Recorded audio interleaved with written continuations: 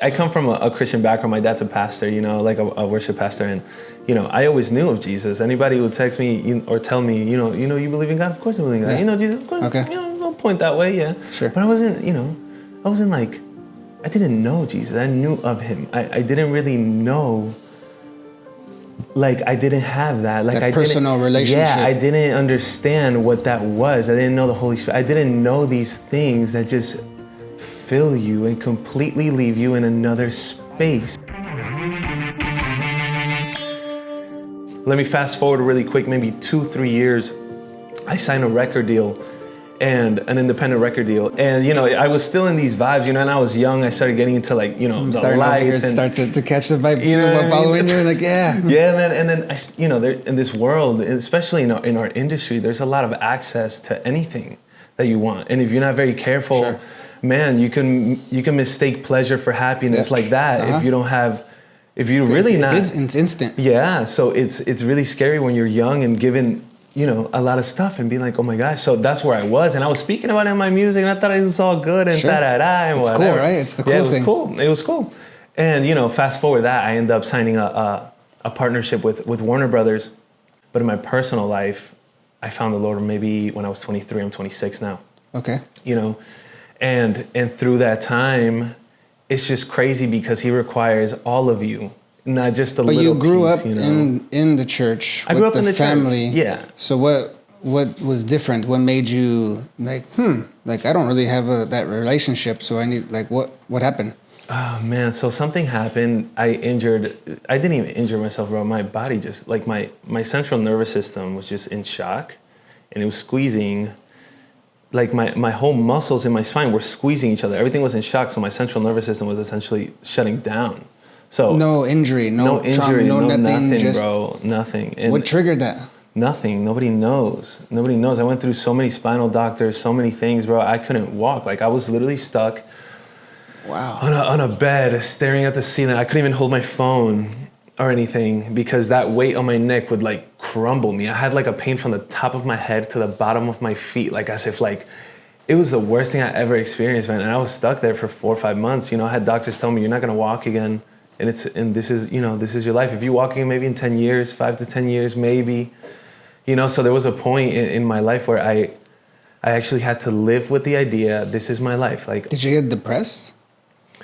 Because that's a hard-hitting news to be like, hey, you're pretty much your life is done. Of course, there were so many nights of me just crying. I didn't believe that this was my life, And I thought I had the world. I had everything. I had so many friends. I had, whatever was going on, finances, girls, this, that. I thought, man, how can it get better than this?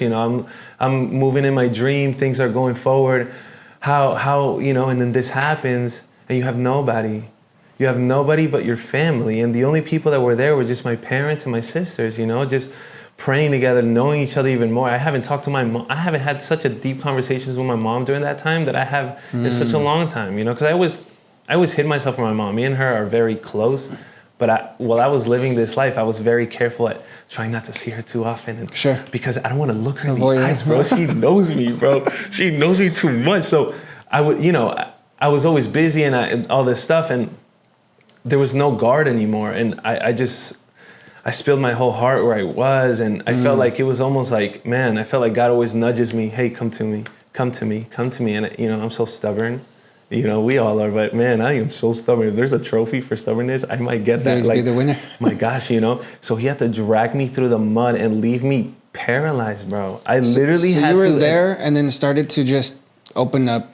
Yeah. And get vulnerable. Yeah. And have this intimacy with people because you were just. Yeah. What made you? You're like, well, what do I have to lose, or what made you start opening up? I just had nothing. I had nothing but a room. I couldn't even watch Netflix. I had a projector here to look to the ceiling, but the changing of colors was so fast that my neck would like yell. I couldn't do anything but stare at this wall. My parents were working. Nobody was home. I had to. I don't mean to get too crazy person, but I was urinating in a gallon. I was peeing in a gallon. Well, I couldn't what else are you supposed to do? Yeah. I couldn't sit. I was just staring, like looking at my life. Like, where am I? What are you? And I always had like some conocimiento, I guess, knowledge of him and God, and everything happens for a reason. I had all these basic principles of life. So I started kind of digging in, and man, I just felt like the Lord touched me in those moments and dragged me through my life, even to so much as, man, there's so many things. I don't know how personal I should get, but through so much stuff. Like just through images and memories of you growing up, of things that you've done, things done to you. It was like this inner healing. Yeah, back to when I was like 6 years old, for some reason I never, it was hard for me to, not gonna lie, it was even harder to be loyal to girlfriends that I've had at the time. And I don't know why, I was just living my life, And I remember even the little things, one time when I was 6 years old, I don't know how you remember these things, but the Holy Spirit, it's so beautiful. Brings it up. Brings you back to 6 years old, where I was wearing a tux at a wedding, and my grandpa picks me up and says, women are gonna love you. And it brought me back to that, and I just couldn't stop bawling for hours that day. And I felt like God healed a part of me that allowed me to even see women with more respect. Because that was like implanted in you, that belief where it was a lens that you started seeing women through. And it was, and that was one thing of like, man, a pavement of like I-95 worth of things that he was requiring of me. And man, let's pass that moment so we don't get too stuck there. But God healed me. I'm walking now. All glory to him, because maybe some other time I'll tell you exactly what crazy happened. But it was a miracle, man. A miracle of him. But so was it instant? Was it gradual? It was pretty instant. It was pretty instant. It Did was somebody like maybe 2 come days and pray instant. and lay hands on you or something? Did you get an encounter? Did you get a vision? I got an encounter. I got a dream, and I could move the next day. I could get up. I could sit. I could walk very slowly, but I could walk. And then, man, dude, it's just so much. It's so much. It's so much. I wish we had more time, to be honest. And So now So I see this. God touched your life in your dream, right? To where now this passion of yours with the music, being an artist, now becomes more purpose. Yeah. So for a lot of times people ask me like, how do you figure out your passion? How do you figure out your purpose? I mean.